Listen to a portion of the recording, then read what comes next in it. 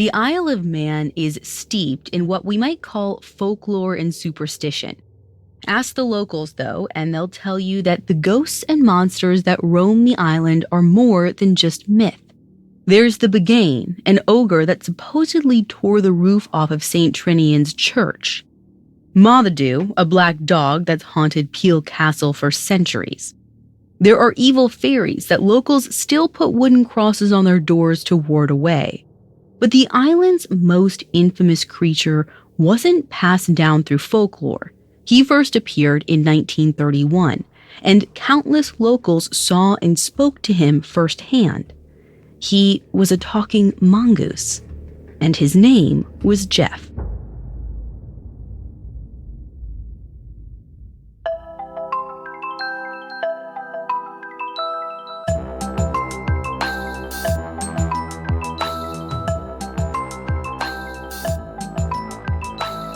This is Supernatural, a Spotify original from Parcast. I'm your host, Ashley Flowers. Every Wednesday, I'll be taking a deep dive into a real unexplained occurrence to try and figure out the truth. You can find all episodes of Supernatural and all other Parcast originals for free on Spotify. This week, I'm going to tell you about a talking mongoose named Jeff. In the fall of 1931, he suddenly appeared at a farmstead on the Isle of Man, and he terrorized the residents for 7 years. And as ridiculous as it sounds, after years of investigation, no one was ever able to prove whether Jeff was real or a hoax. I have all that and more coming up. Stay with us. In 1916, James and Margaret Irving moved into this charming 130-year-old farmstead on the Isle of Man. The farmstead is called Dorlish Cashen, and it's not super luxurious, but the views are gorgeous. It sits on top of a hill high above sea level, surrounded by 70 acres of land. The Irvings are sheep farmers, and they quickly settle into a routine. Wake up bright and early, tend to the animals, eat dinner, go to bed and get a good night of rest. 2 years after they move in, they have a baby girl named Vori. For the next 13 years, life on the farm is relatively normal and quiet. Until September of 1931. One night, the Irvings hear some strange sounds coming from behind the wall. At first, it's nothing too alarming. Some rapping, the pitter-patter of little feet roaming about, a few high-pitched hisses and snarls. They figure it's just a mouse or something, no big deal. But it's inside the wall that separates the two bedrooms. And after a few sleepless nights, the noise gets old. James sets out a rat trap and tries to catch the animal, but it never takes the bait. The noises just keep going on and on and on, night after night. At one point, James gets so irritated he grabs his gun and loads a single round. If he sees this rodent, he's ready to go. But the creature never shows its face. That is until the following month, when the Irvings finally see their furry little house guest for the very first time. It looks kind of like a ferret or a weasel. It's about 9 inches long, yellow with black specks on its bushy tail. But it's thin and it moves fast, so it scurries back into the wall space before James can trap it. Another month goes by and the creature still won't leave the Irvings alone. Every night, in the middle of the night, the tapping and hissing continues. By November, James is at his wit's end. He puts some rat poisoning on a piece of bread and leaves it on top of the staircase, hoping the rodent will eat it, die, and that would be the end of it. Later that night, the Irvings hear the piercing screams of an animal in pain. And the screaming goes on for a good 20 minutes. It's just so awful to listen to. But eventually, it stops, and the Irvings assume it must be dead. Vori leaves her bedroom to check, but when she gets to the top of the stairs, there's no animal in sight, and the bread is left untouched. Which means this animal must have known the bread was poisoned, and he must have been screaming in mock pain just to mess with the Irvings. So Whatever this thing is, it's super intelligent, and it apparently has a sense of humor. From there, things only get weirder. By December, instead of the regular hissing sounds of a rodent on the prowl, the Irvings start to hear a human-like voice coming from behind the wall. According to James, the voice is really high, like 2 octaves above a normal human voice, and it's a bit muddled, kind of like a baby learning to speak. But it's definitely saying words in English, mimicking the words and phrases the Irvings say around the house, which is unbelievable, I know. The Irvings immediately assume whatever this thing is, it must be supernatural. And like I said earlier, the Isle of Man has a long-held belief in the supernatural, so this is definitely weird, but the Irvings are willing to accept it. Plus, as beautiful as Dorlish Cashen is, it's a bit isolated. During the cold, brutal winters, the Irvings rarely have guests, and life on the farm can be a little miserable. Strange as it is, this is pretty much the most exciting thing that's happened to the Irvings in months, if not years. So instead of running away from this talking weasel, James speaks back. Not only that, over the next few months, he starts to teach it new words and new phrases, which the animal just repeats back to him like a parrot. Then he teaches it some nursery rhymes and songs, until eventually the creature gets a handle on the English language and starts to have full-on conversations with the Irvings. At some point, the creature tells them he's a mongoose, and he wishes to be called Jeff. This, of course, has got to be a lot to process. Mongooses aren't even native to the Isle of Man, so that raises more questions than it answers. But by this point, the Irvings are so used to having Jeff around, they just kind of roll with it. He seems harmless, like a talking house pet. But soon enough, what started out as fun turns downright creepy. Within a few months of his arrival, Jeff becomes obsessed with the 13-year-old Vori. He basically becomes her shadow. He follows her around the house, all over the farm. He even trails her to school. And this would be fine if Jeff stayed calm and collected. For a kid, having a talking animal by your side is actually kind of cool, But there are times when Jeff's behavior seems kind of threatening. Some nights he watches James and Margaret while they're in bed trying to sleep. Other times, in the middle of the night, he'll get his hands on a spoon from the kitchen and just start clanking it. Which, imagine waking up to that. It's gotta be horrifying, especially for Vori, who's only 13 and is basically being stalked by this creature. Eventually, James and Margaret are worried enough that they decide to move Vori's bed into their own room. That way they can keep Jeff away from her if anything really sinister happens. But while they're in the process of moving, Jeff loses it. He starts pounding on the bedroom door, and through the walls they hear him scream, "I'll follow her wherever you move her." Now I know what you're thinking. It is time for the Irvings to pack up and leave for good. At least that's what I would have done. But moving isn't an option. The family sunk all their money into this house, and without the farm, they have no source of income. So even if they wanted to leave, they couldn't. And since Jeff is so quick and nimble, the chances of capturing him are slim. So there's really nothing the Irvings can do. So this harassment continues for months. Jeff continues to follow Vori all around town. He starts to watch Margaret while she undresses. And if the Irvings do anything to make Jeff mad, he gets violent and throws stones at them. Whatever this creature really is, whether he's mortal or supernatural, he's real enough to be a serious threat to the Irvings. And he's not going anywhere. One night, Jeff tells the Irvings, quote, "I am the ghost in the form of a weasel, and I shall haunt you." Coming up, the Irvings make peace with their unwanted visitor. Hi there, it's Carter from Parcast. If you haven't had a chance to check out the riveting true crime series Solved Murders, there's no better time to tune in.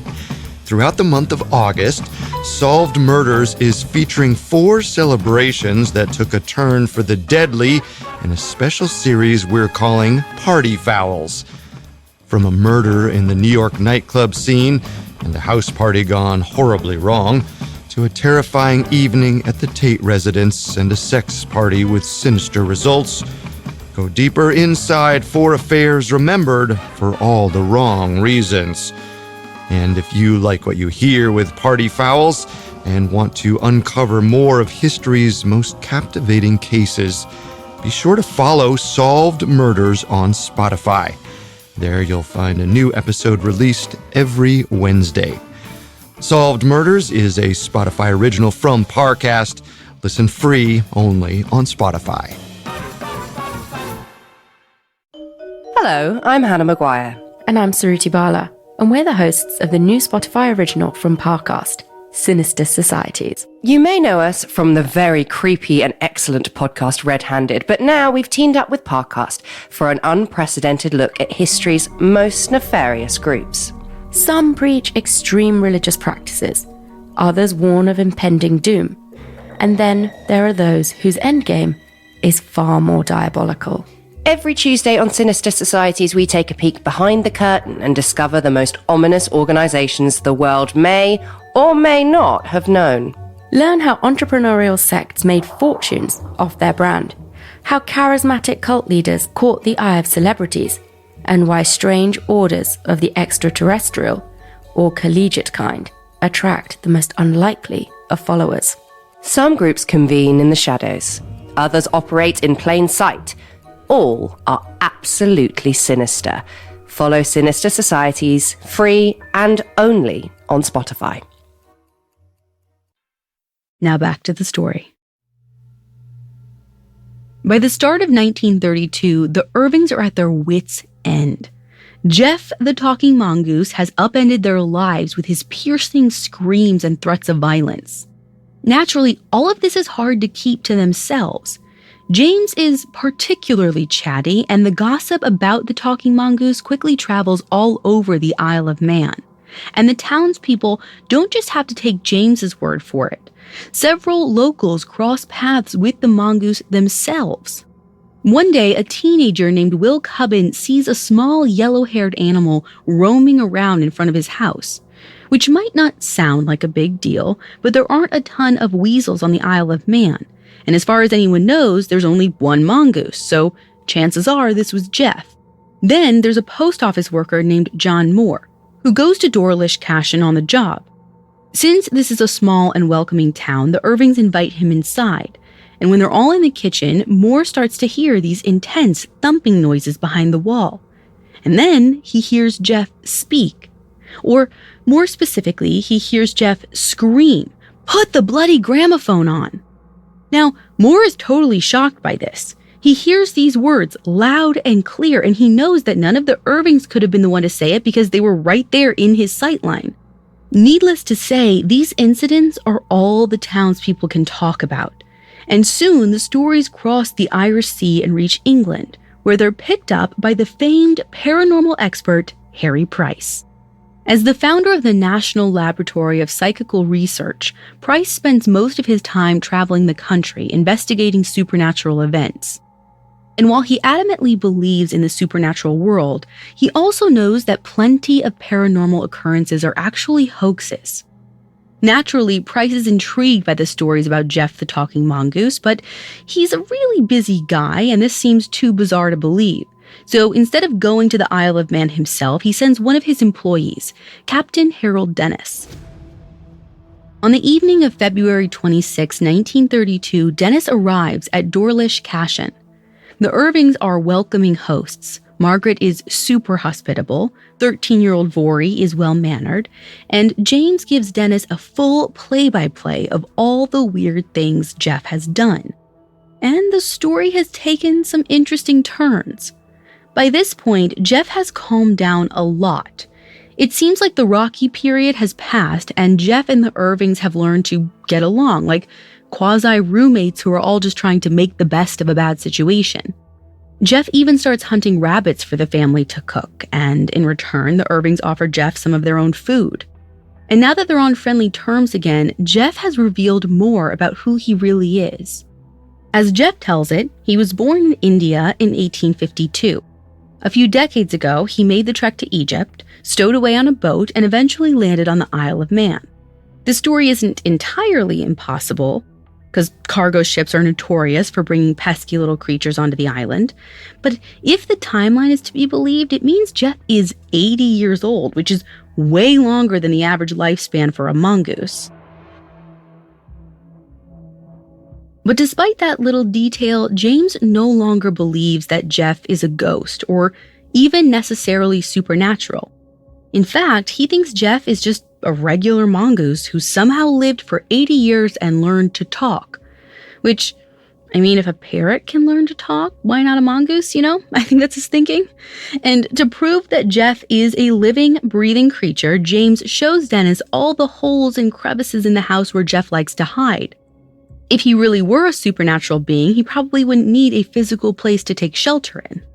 James is so sincere about all of this that Dennis really wants to believe him.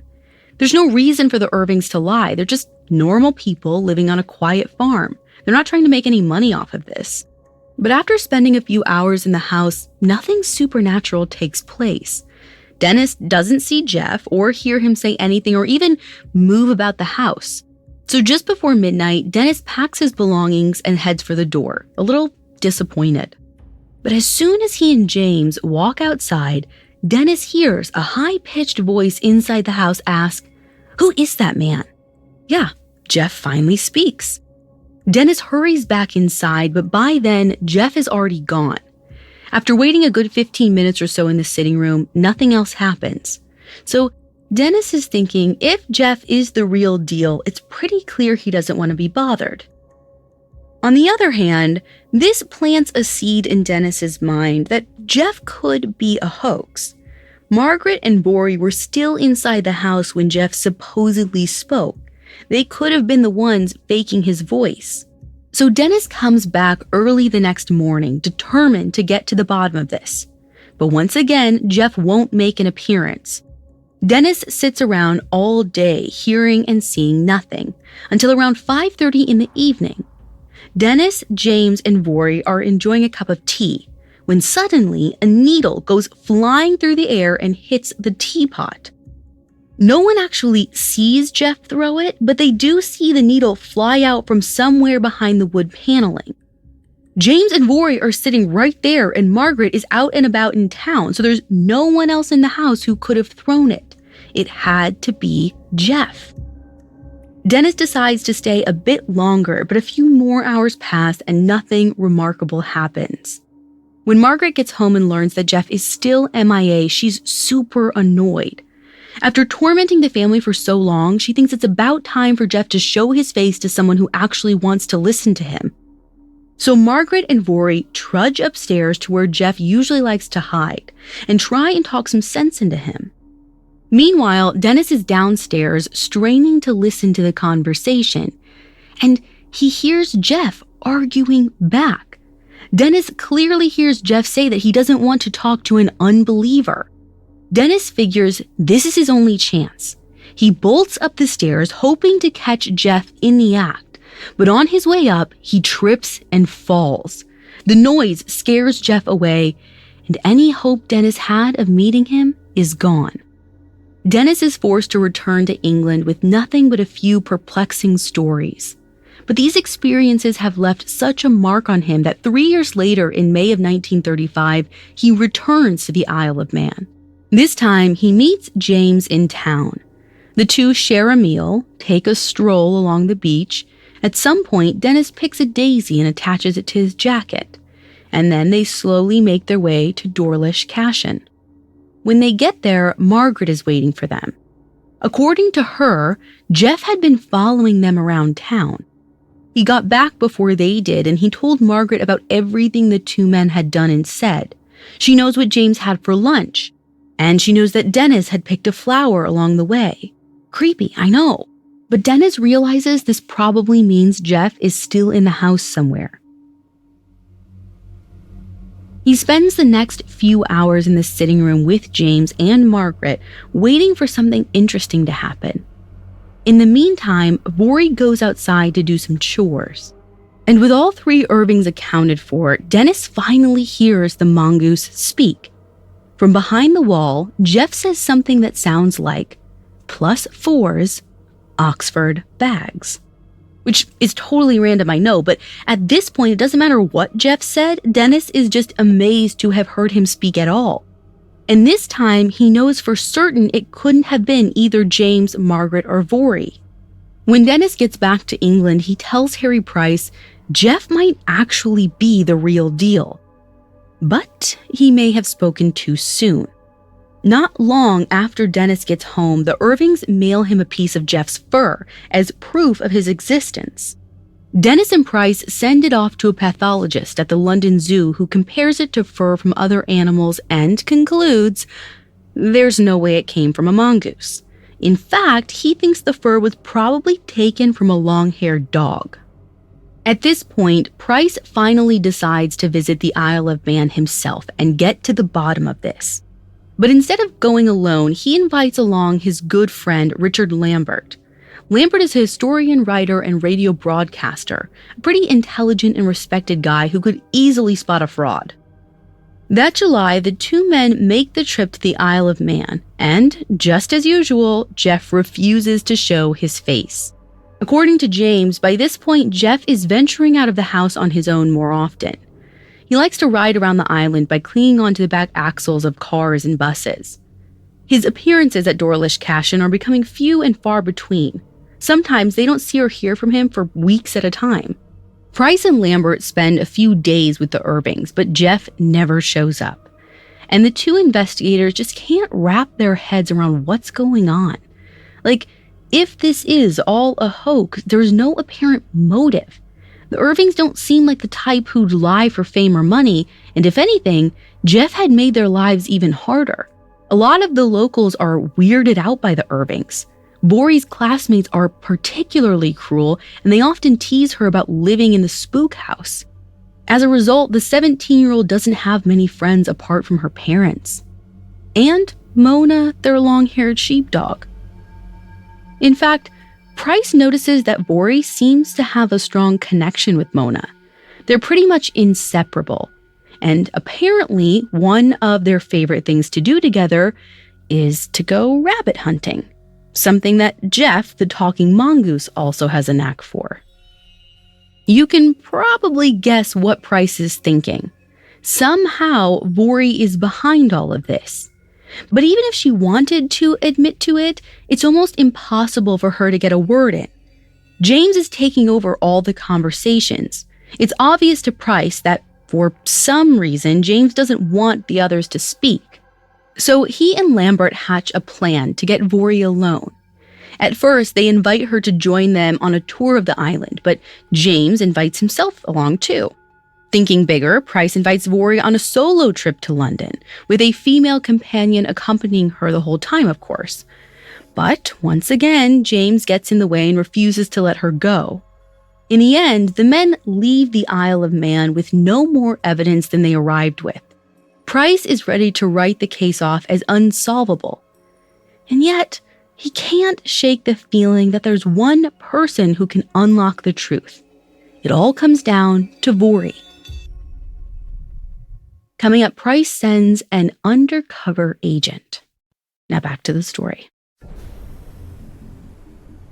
After years of failed investigations, Harry Price is convinced that 17-year-old Vory knows more about Jeff than she's letting on. And he's not alone. In early 1936, Price gets a letter from a publicist named Nora Nichols, who'd gone to the Isle of Man to do some research of her own. She chats with the locals and finds out that a lot of people really believe in Jeff. In fact, some of them are so scared of the mongoose that they won't even go near Dorlish Cashen. But of course, there are also those that don't believe in Jeff at all. They suspect that Vory made up the whole story out of boredom. Growing up on that farmstead all alone, it makes sense that she would invent Jeff as an imaginary friend or a practical joke. And some of Vory's classmates even say they'd seen her throw her voice like a ventriloquist. There's another rumor that back in the early days, after Jeff's arrival, 3 of Vory's classmates swallowed their fears and made the trek up to Dorlish Cashen. They stood outside the first floor window hoping to catch a glimpse of the talking mongoose. Instead, they saw Vori and Margaret making noises with a tin box. It seemed suspicious, maybe even as if they were practicing for some kind of performance.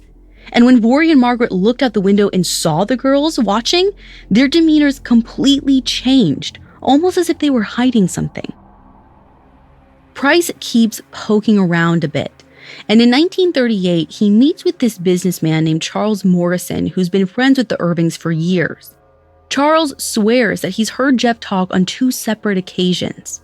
And his son Arthur says he stayed over at the Irving's house a few years ago, and he didn't just hear Jeff's voice, he actually saw the mongoose's beady eyes under his bed. Charles and Arthur both insist that Margaret and Vori could not be responsible for making these noises. When it happened, they'd been too far away or out of the house entirely. So, we're back to square one.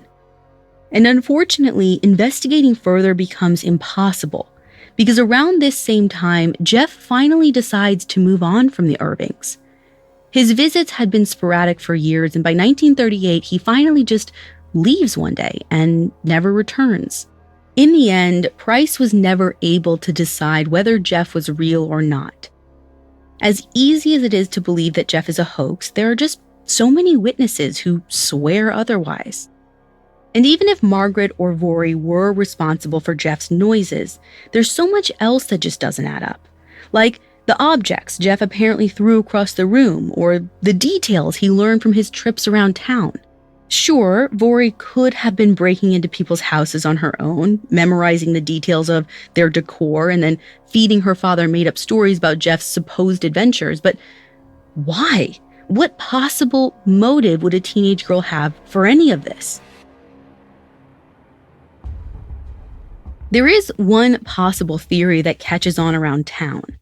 There's no real evidence for it, but this is what some of the locals believe. After years of living on the isolated farmstead, both Margaret and Vori wanted out. They longed for the hustle and bustle of a city and a life that didn't revolve around farm work. But James wasn't on the same page. He'd set his roots down here, and he was either unwilling or financially unable to leave. So Margaret and Vori invented Jeff to scare James into leaving. Vori, who allegedly had a gift for ventriloquism, threw her voice to make it sound like a talking animal was living in the walls. She secretly followed people around the island, eavesdropping on their conversations, sneaking into their homes. But of course, it didn't work.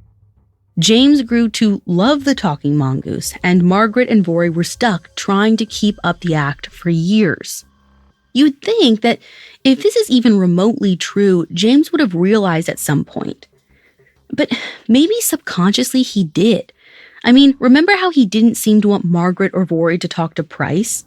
And there's one fact that really makes this theory seem plausible. Around the same time Jeff disappeared, James became seriously ill.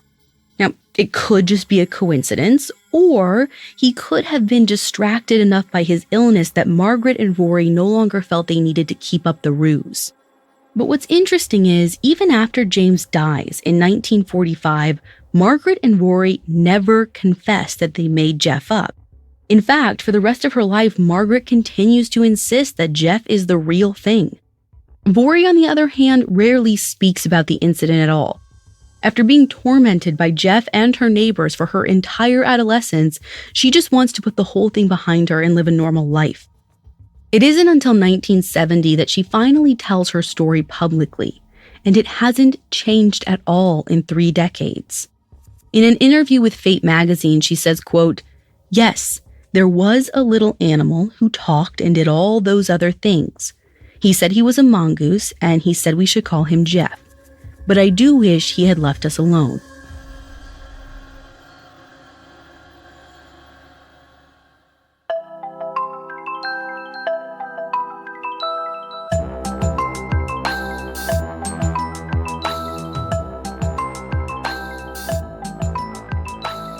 Thanks for listening.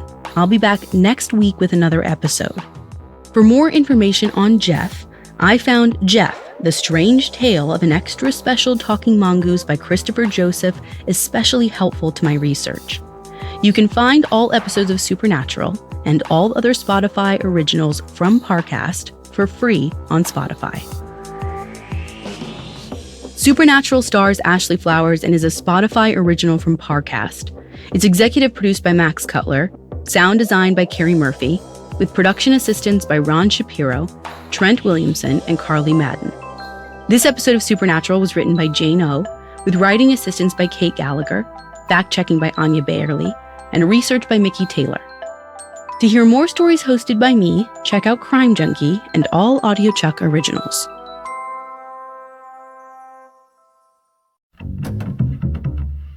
Hi, listeners, it's Carter. Here's a quick reminder to check out the Solved Murders 4-part special Party Fouls.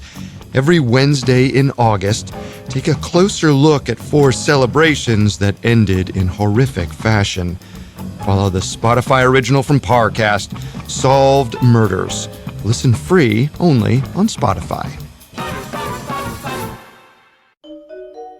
You aren't supposed to know about them, unless they want you to.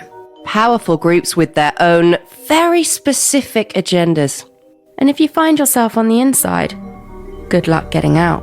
Hi, I'm Hannah Maguire. And I'm Suruthi Bala. Join us every Tuesday for our new Spotify original from Parcast, Sinister Societies. Whether it's doomsday predictions, deadly greed, or world domination, each week we're exposing the beliefs and actions of the most ominous organizations the world may or may not have known. Follow Sinister Societies free and only on Spotify.